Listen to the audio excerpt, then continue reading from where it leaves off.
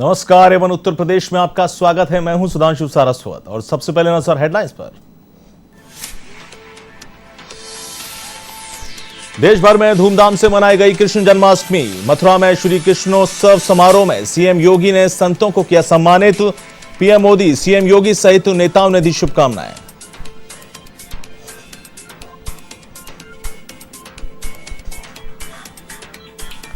दो लाख लोगों को मिला आवास योजना का पैसा। लखनऊ से सीएम योगी ने शहरी लाभार्थियों से किया वर्चुअल संवाद। 1341.17 करोड़ रुपए खातों में किए ट्रांसफर।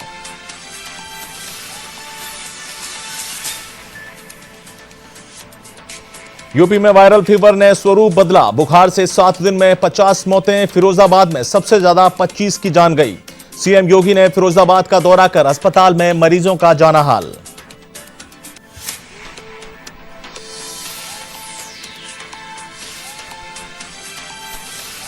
लखनऊ सचिवालय की सुरक्षा में सेंध। आईएएस रजनीश दुबे के निजी सचिव विशंबर दयाल ने सचिवालय में गोली मारकर की आत्महत्या का प्रयास। पुलिस जुटी मामले की जांच में।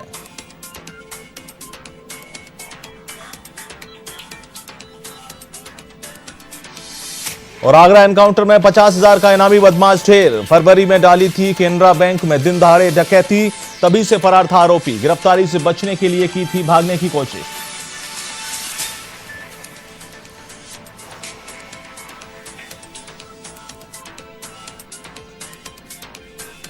और अब खबरें विस्तार से। मुख्यमंत्री योगी आदित्यनाथ ने प्रधानमंत्री शहरी आवास योजना के लाभार्थियों से वर्चुअल संवाद किया। इस दौरान 2,08,53 लाभार्थियों को उनके खाते में योजना की पहली, दूसरी और तीसरी किश्त के 1341.17 करोड़ रुपए की धनराशि ऑनलाइन ट्रांसफर की। मुख्यमंत्री आवास पर यह कार्यक्रम आयोजित किया गया। इस मौके पर सीएम ने जिनके आवास पूरे हो चुके हैं उन लाभार्थियों से बात कर उनकी समस्याएं और सुझावों को सुना। कार्यक्रम के लिए 100 लाभार्थियों को बुलाया गया था। इस दौरान सीएम ने प्रधानमंत्री आवास योजना को एक सफलतम योजना बताया।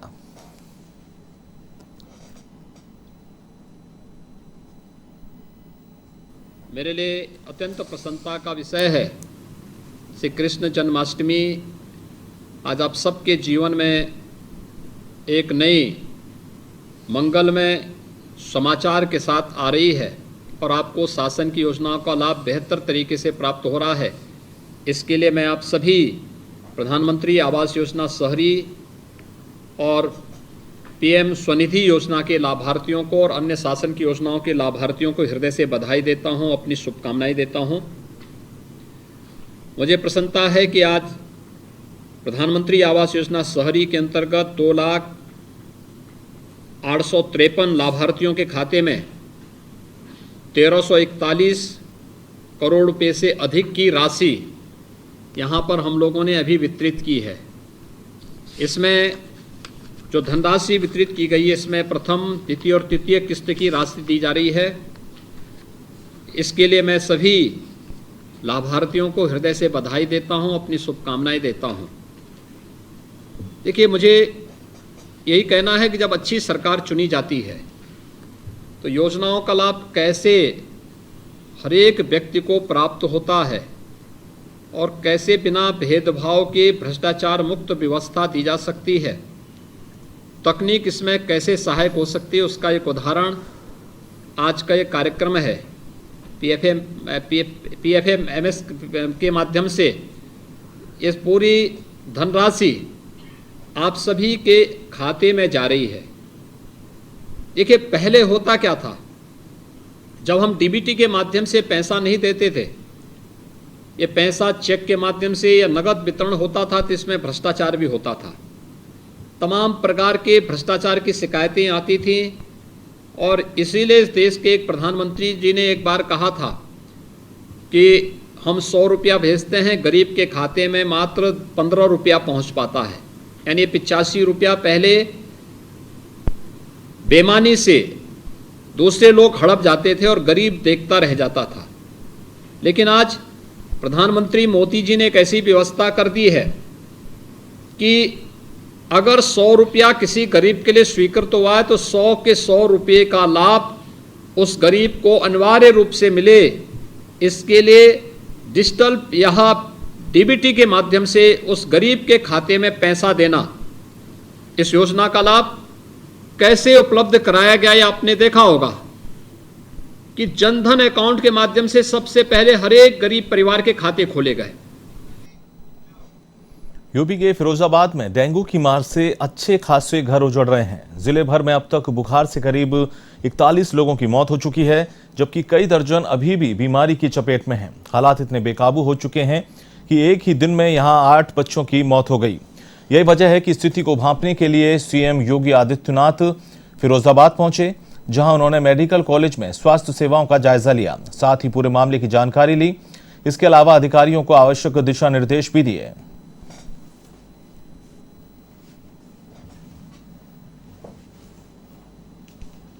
किन कारणों से इस प्रकार की परिस्थिति हुई है, इसी को देखने के लिए मैं आज स्वयं पहले मेडिकल कॉलेज का निरीक्षण किया हूं, वहां बैठक भी लिया हूं। अभी मैं इस मोहल्ले का भी निरीक्षण करके लोगों से मिलकर के आया हूं। भगवान श्री कृष्ण की जन्मस्थली मथुरा समेत देश भर में जन्माष्टमी की धूम है। इस अवसर पर मथुरा में श्री कृष्णोत्सव मनाया गया। मुख्यमंत्री योगी आदित्यनाथ भी श्री कृष्णोत्सव में शामिल हुए। इस समारोह में सीएम योगी के अलावा संत महात्माओं ने भी शिरकत की। मुख्यमंत्री योगी ने ब्रज के संतों को कार्यक्रम में सम्मानित किया। इसके बाद श्री कृष्ण जन्मस्थल पर पूजा अर्चना कर ठाकुर जी के दर्शन भी किए।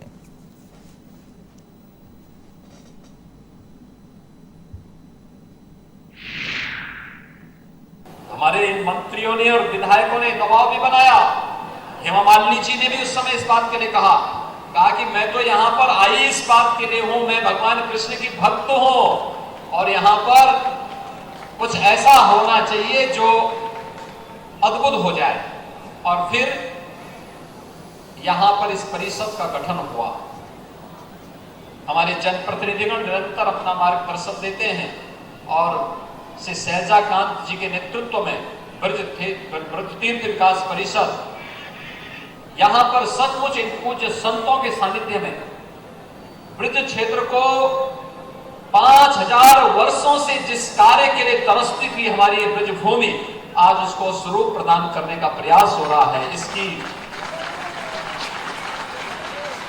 पुरातन परंपरा और काया को बनाए रखते हुए नए कलेवर के साथ ब्रज क्षेत्र को हमें विकास की ओर अग्रसर करना है और इसी दिशा में यह परिषद निरंतर प्रगति के पथ पर ले जा रहा है। उसका एक छोटा सा लघु चित्रण आपके सामने भी इस प्रस्तुतिकरण के माध्यम से देखा। विकास के लिए कहीं कोई कोर कसर नहीं छोड़ेंगे ब्रज क्षेत्र के विकास के लिए। जहां भी जितना भी संभव हो पाएगा, हमारे दोनों मंत्री भी, हमारे दोनों विधायक भी, हमारे महापौर भी, हमारी सांसद जी भी और हमारे यहाँ के सभी जनप्रतिनिधिगण लगातार विकास के लिए प्रयत्नशील हैं। यहाँ का भौतिक विकास भी हो, लेकिन आध्यात्मिक और सांस्कृतिक विरासत को भी हम यहाँ की बनाए रखें, क्योंकि वो हमारी पहचान है। मित्रों, देश के प्रधानमंत्री जी ने यही तो देश को एक नई दिशा दी है। आज आप देख रहे हैं एक एक करके सैकड़ों वर्षों से दबी हुई वे भावनाएं, आस्था के वे केंद्र फिर से अपने नए रूप में सामने आ रहे हैं। अयोध्या में भगवान राम के भव्य मंदिर के निर्माण का कार्य प्रधानमंत्री जी के कर कमलों से प्रारंभ हो चुका है। देश में कृष्ण जन्माष्टमी की धूम रही। हालांकि इस बार कोरोना वायरस की वजह से मंदिरों में भीड़ देखने को नहीं मिली। घर पर ही जन्माष्टमी धूमधाम से मनाई गई। इस दिन कृष्ण जन्म पर महिलाएं भजन के तौर पर सोहर गीत गाती हैं। सोहर के कई गाने हैं जिन्हें काफी पसंद किया जाता है। वैसे सोहर उत्तर प्रदेश और बिहार का लोकगीत है और इसका संबंध ब्रज से है।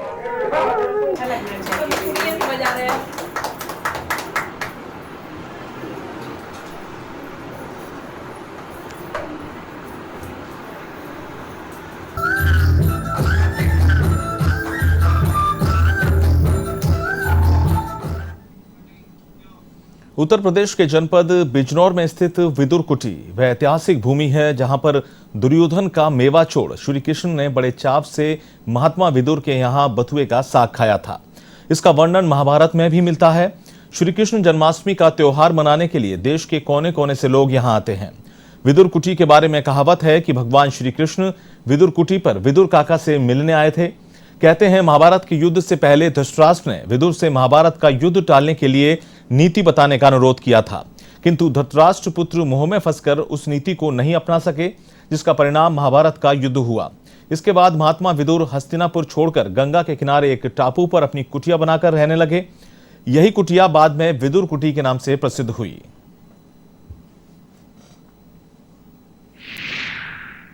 इसकी मान्यता इस प्रकार है कि महात्मा विदुर धर्मराज के अवतार धृतराष्ट्र के सलाहकार कृष्ण भक्त दासी पुत्र कहलाए हैं। वहाँ से नाराज होकर के हस्तिनापुर से विदुर जी ने इधर झोपड़ी डाल ली और तपस्या की है। तपस्या इस प्रकार की है कि भगवान श्री कृष्ण इनके तपस्या से प्रसन्न होकर के इनकी झोपड़ी पर आए और आकर के कहते हैं कि काका मैं आ गया हूँ। विदुर रानी ने प्रेम में केले के छिलके दिए और छिलके खा जाते हैं, इतने मग्न हो जाते हैं। विदुर ने बथुआ का साग खिलाया। जैसे कि आप जानते हैं कि दुर्योधन की मेवा त्यागी साग विदुर घर खाई, इस स्थान पर महात्मा विदुर जी ने तपस्या की और भगवान श्री कृष्ण ने आकर के बथुए का साग का भोजन स्वीकार किया है। दिल्ली के डिप्टी सीएम मनीष सिसोदिया और संजय सिंह समेत आम आदमी पार्टी के आगरा में प्रमुख नेताओं के खिलाफ थाना लोहा मंडी में मुकदमा दर्ज कराया गया है। तिरंगा यात्रा में अनुमति से अधिक भीड़ जुटाने और कोविड प्रोटोकॉल के उल्लंघन के आरोप में यह कार्रवाई की गई है। आपको बता दें कि मुकदमा सोमवार सुबह दर्ज कराया गया है, जिसमें दिल्ली के डिप्टी सीएम मनीष सिसोदिया, संजय सिंह, कपिल वाजपेयी, रमजान अब्बास, बनेश सिंह पहलवान, अनमोल बंसल सहित 17 नेता नामजद किए गए हैं। इसके अलावा 450 अज्ञात लोग भी शामिल हैं।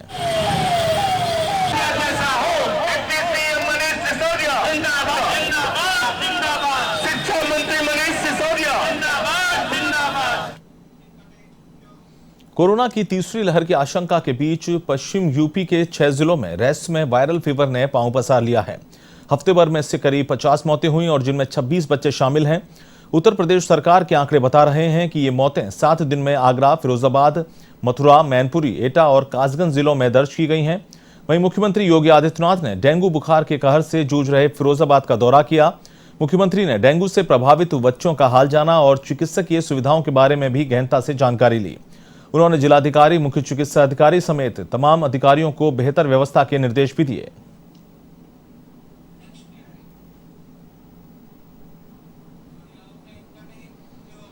फतेहपुर में पुलिस ने एक बड़ी कार्रवाई को अंजाम दिया। टीम ने अंतर्राज्यीय गिरोह का पर्दाफाश करते हुए 5 बदमाशों को गिरफ्तार किया है, जिनके पास से 2 पिस्टल सहित भारी मात्रा में कारतूस बरामद किया है। आपको बता दें कि मुखबिर की सूचना पर बिंदकी कोतवाली क्षेत्र के महराहा चौराहे से बदमाशों की गिरफ्तारी हुई है। वहीं पुलिस अधीक्षक राजेश कुमार सिंह टीम को 25,000 रुपए देने की उन्होंने घोषणा की, तो दूसरी तरफ आईजी प्रयागराज कविंद्र प्रताप सिंह ने टीम को 50,000 रुपए का इनाम देकर सम्मानित किया।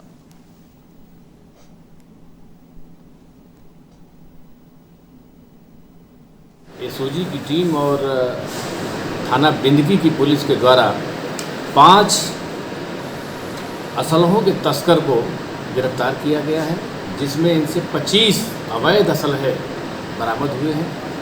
इसमें 2 पिस्टल, 1 रिवाल्वर, पौनिया, अद्धी, ढेर सारे तमंचे, जिसमें एक 9mm का प्रतिबंधित बोर का भी तमंचा बरामद हुआ है और उसके कारतूस भी बरामद हुए हैं। ढेर सारे कारतूस बरामद हुए हैं, जिसमें 32 बोर के, 12 बोर के, 315 बोर के, 9mm के कारतूस बरामद हुए हैं। यूपी के कौशाम्बी में पुलिस की साइबर सेल को बड़ी कामयाबी मिली है। पुलिस ने एक शिकायती प्रार्थना पत्र का संज्ञान लेते हुए खाते से उड़ाए करीब 3.5 लाख रुपए की बरामदगी की है। जानकारी के मुताबिक मंझनपुर थाना क्षेत्र के घना का पूर्वा निवास शिवपाल त्रिपाठी के खाते से 3.25 लाख रुपए उड़ाए गए थे, जिसके बाद पुलिस की मुस्तैदी से करीब 3.5 लाख रुपए वापस खाते में जमा करवा दिए गए हैं।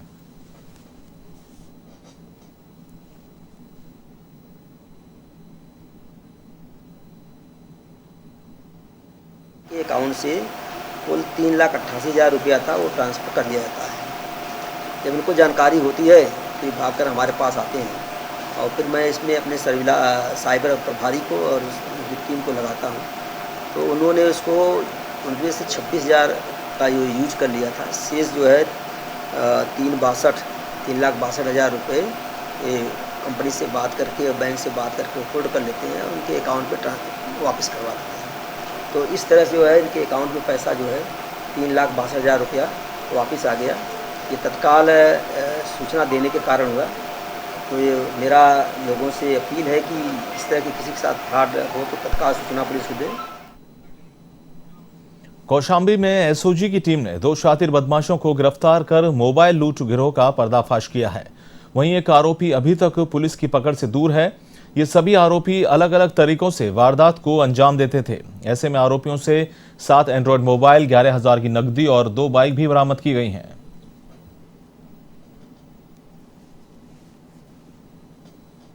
2 माह से हमारे यहाँ भी 2-3 घटनाएं हुई थी। तो हम लोग अपने एसओजी और सर्विलांस टीम को लगाए थे, इसको वर्कआउट किया जाए। तो जो मोडस ऑपरेंडी से ये पता चला, ये दुकान पर मोबाइल की दुकान में जाते थे, अच्छी मोबाइल जो है पहले लेते थे और उसको कहते थे पेटीएम के माध्यम से हम पेमेंट करेंगे, QR कोड के माध्यम से। तो इनके मोबाइल में एक एप्लीकेशन डाउनलोड था फर्जी, जिससे कि फर्जी शो होता था, जो पैसा ट्रांजैक्शन होता था वो फर्जी सक्सेसफुल शो करता था। जैसे ही वो डाउनलोड करते थे सक्सेसफुल जो है शो होता था, वो दुकानदार को दिखाते, देखिए मैंने आपके अकाउंट में जो है इतना ट्रांसफ़र कर दिया। और जब तक जो है वो दुकानदार उसको अपने मोबाइल में जो है चेक करता, तब तक जो है इतना दिखा करके ये मोबाइल लेकर के चले जाते थे। और जब कोई चूँकि उसके पास मैसेज नहीं आता था तो अकाउंट चेक करता था, पता चला उसके अकाउंट में कोई पैसा ट्रांजैक्शन नहीं हुआ है। तो इस तरह की घटनाएँ ये हमारे ही जनपद में 2 किए थे, एक मुरदगंज में, एक मंझनपुर में। इसके बाद 5 जो है ये और जगह किए थे, जिसमें सोराव, नैनी, झलवा और नैनी, सोराव, झलवा 3 जगह वो ये जगह 2 मोबाइल लिए थे और 2 जगह से एक है। लखनऊ में सचिवालय बापू भवन के 8वें फ्लोर पर आईएएस ऑफिसर रजनीश दुबे के निजी सचिव विशंबर दयाल ने खुद को गोली मार ली। गंभीर हालत में उन्हें लोहिया अस्पताल ले जाया गया। यहां दुबे के परिजन भी पहुंचे, लेकिन उन्होंने मीडिया से दूरी बनाए रखी। आईएएस रजनीश दुबे का कहना है कि विशंबर उनके साथ बीते 9 सालों से काम कर रहे हैं। वे बहुत ही सौम्य स्वभाव के हैं। वे खुद भी नहीं समझ पा रहे हैं कि ऐसा कैसे हुआ। उधर पुलिस के लिए सबसे बड़ा सवाल यह है कि सचिवालय में हथियार कैसे पहुंचा। बताया जा रहा है कि विशंबर दयाल खुद के साथ सचिवालय पिस्टल भी लेकर गए थे। ऐसे में अब सचिवालय की सुरक्षा पर भी सवाल उठने लगे हैं। ये भी देखा जा रहा है कि क्या सचिवालय में प्रवेश से पहले कर्मचारियों और अन्य लोगों की जांच नहीं होती है।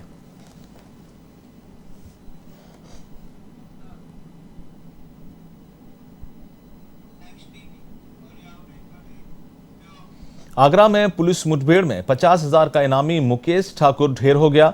जानकारी के मुताबिक घटना थाना सदर के BSNL ऑफिस के पास हुई, जहां पुलिस चेकिंग के दौरान में आरोपी मुकेश ठाकुर ने फायरिंग कर दी।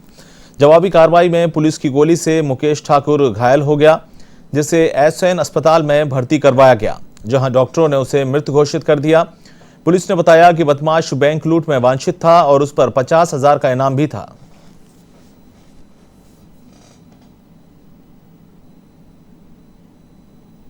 उसके पीछे भागे, तब तक टीम से आगे इसकी दोबारा फायरिंग की सूचना मिली। इस पे सभी लोगों ने आड़ ली और इसके कार्डनिंग करना शुरू करी। जब ये चारों तरफ से घिर गया तो इसने एक जगह मजबूत आड़ पकड़ी हुई थी, वहां से ये फायर कर रहा था। इस पे पुलिस पार्टी ने फिर निशाना लेकर आर्म्ड फायर किए। इसके ऊपर सभी लोगों ने अपने टीमें लगाई और इसको भागने का मौका दिए बिना फायर की। कुछ देर बाद जब फायरिंग की आवाज बंद हुई तो जाके देखा गया तो इसकी सांसें चल रही थी और इसको तत्काल मेडिकल के लिए रवाना किया गया। पुलिस की पिस्टल, उसमें 3 राउंड्स बचे हुए जिंदा, वो भी बरामद हुए। और चूंकि जैसे सिपाहियों ने बताया 10 राउंड थे, तो लगभग इसने 7 राउंड फायर भी किए। बिजनौर के गांव सुल्तानपुर निवासी युवक ने अपनी दुकान में अवैध तमंचे से अपनी कनपटी पर गोली मारकर आत्महत्या कर ली, जिसके बाद परिजनों का रो रो कर बुरा हाल है और मौके पर लोगों की भारी भीड़ जमा हो गई। सूचना पर घटनास्थल पर पहुंची स्थानीय पुलिस ने शव को कब्जे में लेकर पोस्टमार्टम के लिए भेजा। थाना व कस्बा हल्दौर अंतर्गत ठाट बाजार में स्थित नागर गारमेंट्स के मालिक गजेंद्र सिंह, जिनकी उम्र लगभग 32 वर्ष है, ब्रह्मपाल सिंह गुजर इनके पिताजी हैं, जो अभी अभी उपनिरीक्षक पद से रिटायर हुए थे। अपनी दुकान ठाट मोहरा कस्बा हल्दौर में बैठा था और इसने अचानक तमंचे से अपने सर में गोली मारकर आत्महत्या कर ली। नेपाल में हो रही लगातार बारिश से पहाड़ी नदियां खतरे के निशान से ऊपर बह रही हैं, जिससे महाराजगंज जनपद के नौतनवा और निचरौल तहसील क्षेत्र के कई गांव बाढ़ से पूरी तरह घिर चुके हैं। बाढ़ का पानी गांव के अंदर 8 से 10 फीट तक भर गया है, जिससे अब लोग अपने घरों से पलायन करने को मजबूर हैं। वहीं प्रशासन की तरफ से भी एनडीआरएफ और पीएससी की टीम द्वारा राहत और बचाव कार्य किया जा रहा है और बाढ़ से घिरे लोगों को ऊंचे स्थानों पर पहुंचाया जा रहा है।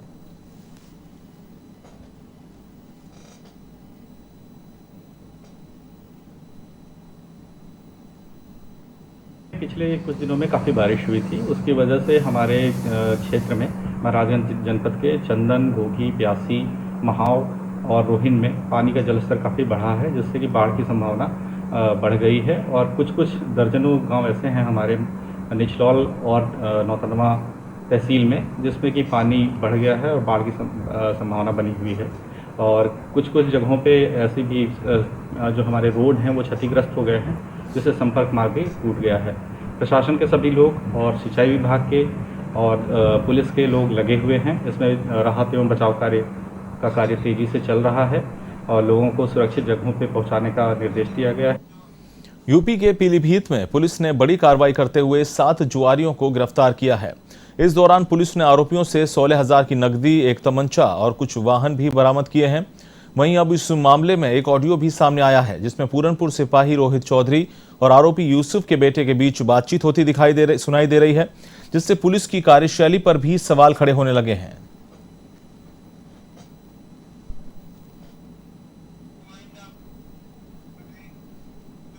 फिलहाल इस बुलेटिन में इतना ही। मुझे दीजिए इजाजत। नमस्कार।